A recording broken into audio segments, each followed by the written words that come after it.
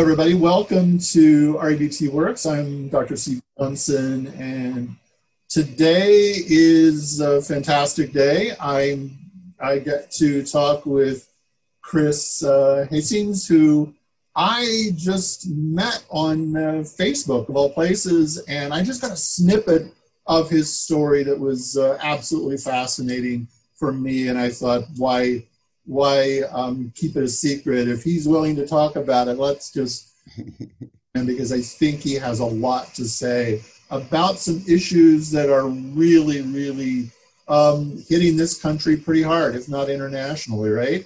And so, Yes. Chris, I just want to turn it over to you to tell us a little bit about yourself and how REBT got in your life. I'm just fascinated with that. So please, whatever you would like to share. Okay. My name's Chris, and I used to have a substance use disorder, and I'm bipolar. And and what I found was I couldn't receive treatment back in the day because of my alcoholism. They said they wanted me to clear that up before they would do a mental health thing, and there was absolutely no way I could get a year in order to get sober and get mental health help. And then I happened to run, this would have been right around 1990, 91. I ran into a rehab I was in Rochester, New York, and they sent me down to Bradford, PA to a rehab that also offered RR at the time, Rational Recovery at the time, along with Alcoholics Anonymous. And that opened my eyes for me because I always had a problem with being powerless and not believing that I am powerless because I'm not, and that's where REBT came in. It was like opening my eyes. I'll never forget. I was in group one day, and the group counselor and this was in Bradford, the group counselor had said something about suicide, and all of a sudden it was bright. And it was like, oh my God, this is the first time I've had hope in years. And that's when I really got into the Hazelden books. They had the Hazelden workbooks back in those days. And I studied and practiced, fell off the wagon a few times, and then, because my mental health would fall and, just scenarios. But I'd get back into it. And since 96, it's been well. I've had a couple relapses in like 2000. I had a one-night relapse in 2006, as far as alcohol or my DOC is concerned, my drug of choice. But boy, I've found where rational recovery or smart recovery now, I use rational recovery with the REBT is what saves me emotionally, because it allows me not to keep snowballing the emotions. And especially being bipolar, I'm able to use the disputing of my belief system in order not to let it keep going. So what I find is that I have to go back in time, think about where I was to where I am now and how I got here. And it's not as intense. It sort of lessens the intensity of it, which allows me to think a little bit more clearly. And that's why I am also very thankful that I have a therapist who's REBT literate. That's why I have her. She just went to another agency, and I followed her because she's the only one here in the North Country that is up on REBT right now, because I'm in the North Country, Malone, New York. That's right up on the Canadian border. So it's a very rural area. But yeah, Albert Ellis has been my hero ever since 92. He became my instant hero when I finally knew that I had hope and I could live a life, alcohol, drug, and mentally free.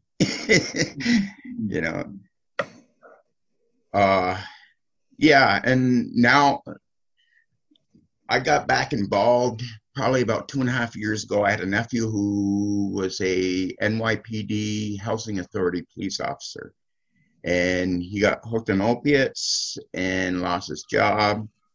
And ended up moving to Cleveland, and he got shot and killed by the Cleveland PD because he was robbing CVS's with a note and a fake gun.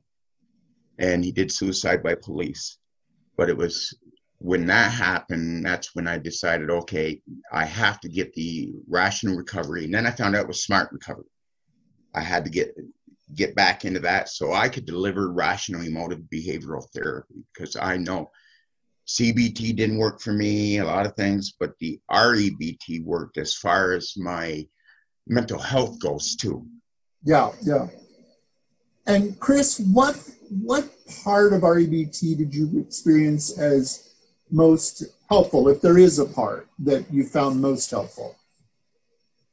Disputing rational thinking, because it wasn't rational. So it's finding out what's rational and what's not, and taking the time in order to be able to do that. Because that's where I always remind myself, time, this I must earn. So it takes me a little while. Yeah. And I continue to hope, because it's like motivation. It has to always be a part of what I do. And a part of hope, without this, there is no hope. Trust. And I trust and know that REBT works for me. And I've seen it work for others, because I'm not a God person. I'm just can't, he's not going to come down and stop my arm doing this if that's what it is. He didn't come down and start it. So that's where I have the ability, and I have the choices of how I respond to things. But once again, that takes time. This I must earn, because I had to practice and practice and practice until it becomes second nature. Chris, I'm an addictions therapist and also professor and director in master's degree program in addictions. And I'm often finding one of the biggest struggles with, not only somebody with an addiction, maybe it's a human problem, but I see it quite often for those who struggle with any kind of addictive behavior, right? Is this problem with unconditionally accepting themselves, given some of the choices they may have made in the past. Kind of, where do you stand with accepting yourself, Chris, unconditionally? The thing is I did the best I could with what I had at the time. And that's the only thing I can tell myself, because otherwise I'm going to, really beat myself up. Right. I didn't know any other different, and I wanted to survive. So everything that I did is okay, because I am here and I did survive. Yeah. So you do unconditionally accept yourself. And what are the consequences of that? I mean, rather than beating yourself up, now you kind of go, man, I did the best I could. What are the consequences of having that frame of mind? Gratefulness. Gratefulness. There you go. There you go. Yeah. Because I'm happy that I do know that now, because there was a time when that would propel me to easily stay on that roller coaster of down or on the up, because I have to also be careful of the manic. Yeah, yeah. So this is how I'm able to watch for my flags. I have yellow flags and red flags. So I always watch for my yellow flags. As soon as I see caution flags, it's like, okay, what's going on? And I have to take that I have to do this mindfulness stuff. Yeah, so you've introduced mindfulness in that too. Good. Yes. Yeah. So it's interesting that you see those flags as cues that you need to, get busy on and do something, right? Yes. And the thing is, it's really nice is I have a therapist who's REBT trained a little bit. So she's able to work with me. I've been going there for 20 years. And I haven't had a drug issue, and my mental health is cool. But what happens is with her, it lets me focus on things, and I'm able to decipher what's going on in this thing. Yeah. And get back to what's rational and what's irrational, because my belief system is my belief system. I have to unbelieve my system in order to move forward and not struggle anymore. Yeah. Yeah, there's that struggle between the rational and the irrational, right? Yes. And Albert Ellis always said, there's a human tendency to go think irrationally. So yeah, it's good he gave us a way to move back and start thinking rationally about things. Yeah. Yeah. Well, it was, I don't know, it was down at that rehab in Bradford, PA, where somebody was pointing a finger, and it was in one of our meetings about our Irrational Recovery at that time. Yeah. And they were pointing the finger, and they said, stop pointing the finger. Do you know you have 3 pointing right back at you? So what are those 3 compared to that 1? And that's propelled me into, okay, I can't blame others. Now, how does it come back to me? So Chris, what's my part in it? Can I ask you, what are some things that you're doing now that you've experienced more freedom, right? And what are things that you are doing in his REBT or, helping people with addictions, any part of your life now, or do you have like a different occupational path? Oh, I've had a multi-occupational past because I was a drug and alcohol user, so I couldn't keep things very long. So I was a professional temp for a lot of years. There you go. But yeah, now what I am, I'm the area coordinator or the local coordinator for SMART Recovery. I'm the facilitator, and I do family and friends too. That's my main push right now is family and friends. I'm highly involved in human resources up here, anything to do with the community that's substance or mental health related. I'm on advisory boards, quite a few. I've been on county boards. I attend all types of meetings, in local meetings, just so I know what's going on in the community. And then I do a lot of Zoom, and I'm able to bring in and be involved with and have some knowledge of what's going on. So I'm able to give people what's evidence-based practices are happening, because that's where I do my research to see what actually helps people. And then I'm pushing for that.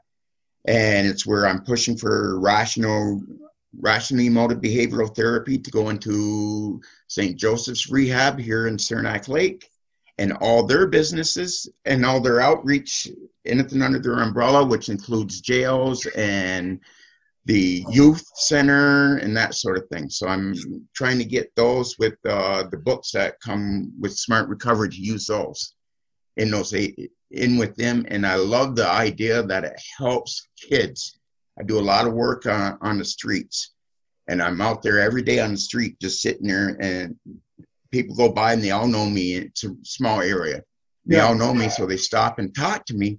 And it's the kids. I just tell them what consequences are and let them be, because I found people are, they're doing this, and you gotta, you can't do that, you can't do that.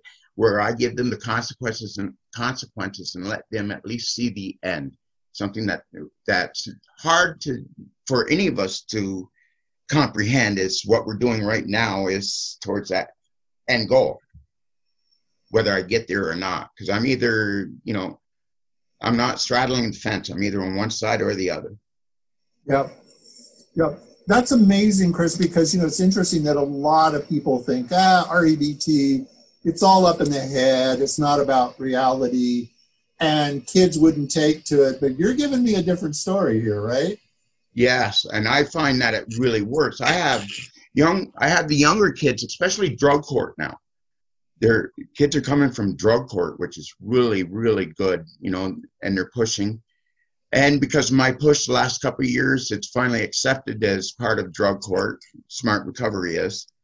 And also next week, I am going to the legislative board, Franklin County Legislative Board, and I'm presenting paperwork.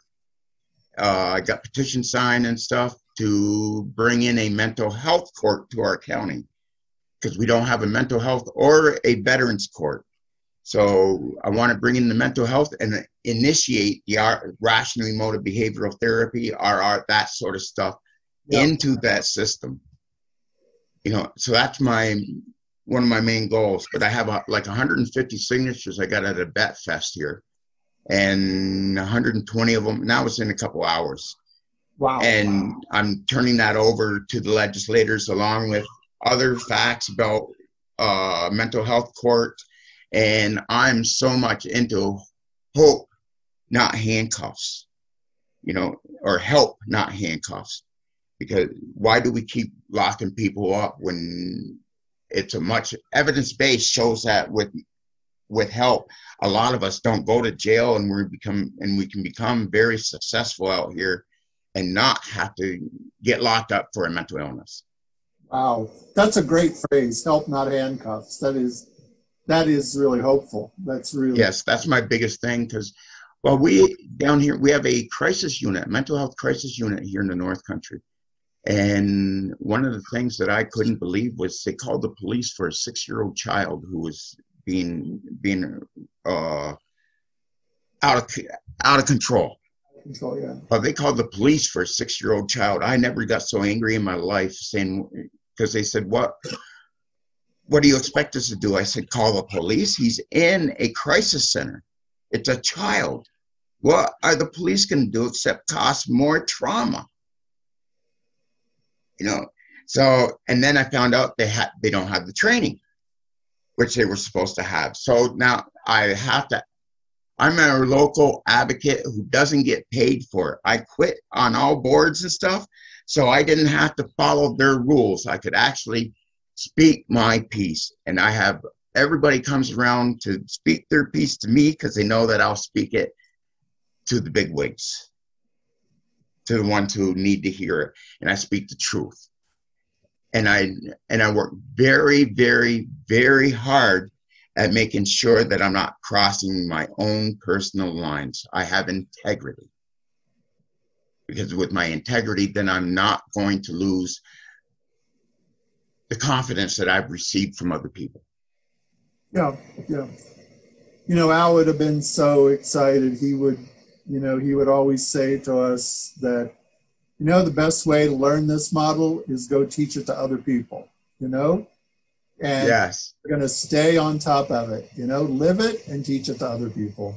Well, it's funny, 1994, I ended up going to a rehab again in Albany, New York area.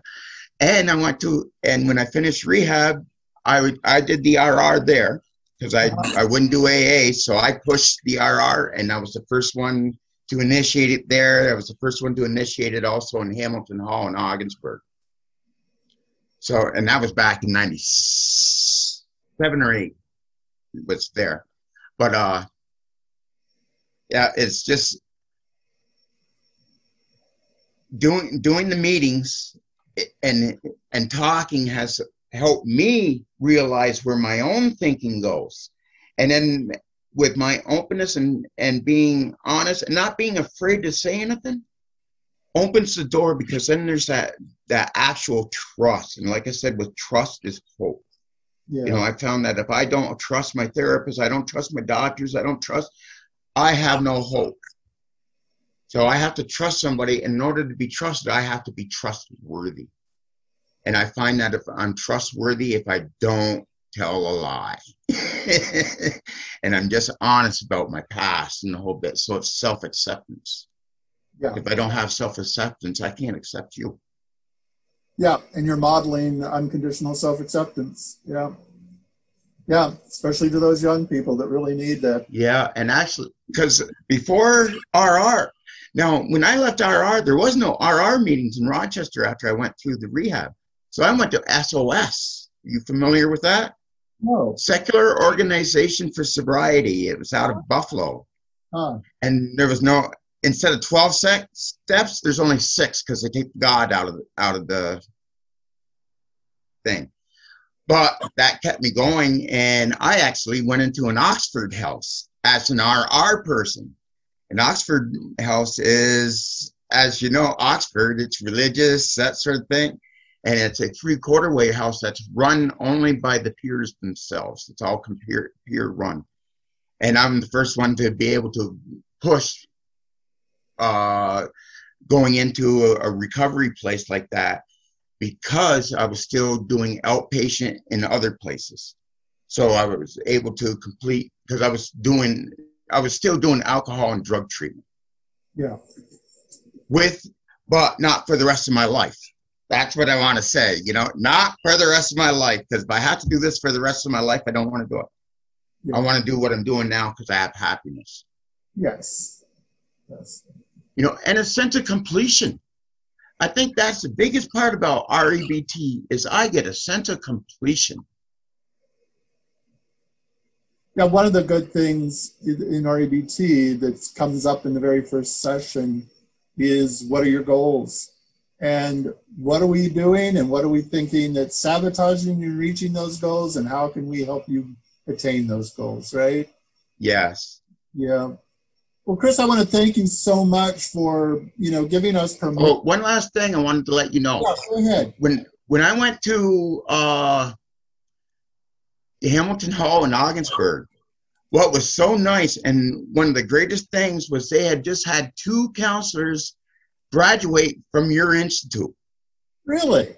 Yes, that was 96. They're no longer working there because I still transport people there every now and then and stuff. But I was the first one that they had that knew about RR. They'd both went through the program. And when I moved back from Albany up to Ogdensburg, they took me in and I ran sort of like a SMART or Irrational recovery meeting and an SOS meeting. But they stood in there and we talked about rational emotive behavioral therapy. That's how we worked. Because I cannot and will not drink or drug no matter what. So now what do I do? Yeah, yeah. You know, and the last thing I wanted to say was, in order for me to be able to stop the drinking and drugging and all that, the thoughts and the whole bit, I had to come to the conclusion that I could not use suicide as an excuse anymore. When I got suicidally thinking, I used to say, okay, well, screw it. I'm going to die anyway, so I might as well die enjoying myself.